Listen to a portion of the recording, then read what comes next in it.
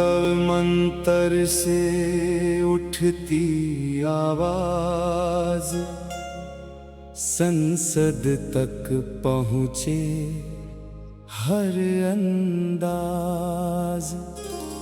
संवाद से निकले हर समाधान,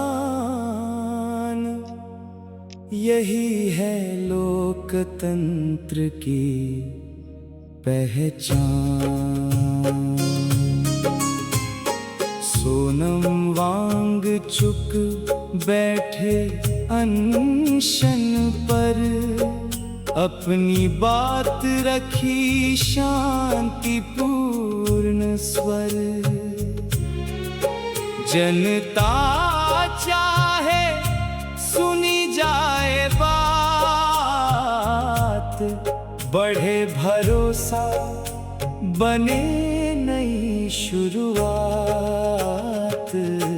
सवालों का सम्मान रहे, संवाद का अभियान रहे, मिलकर आगे बढ़े देश अपना, सबका सम्मान बना रहे।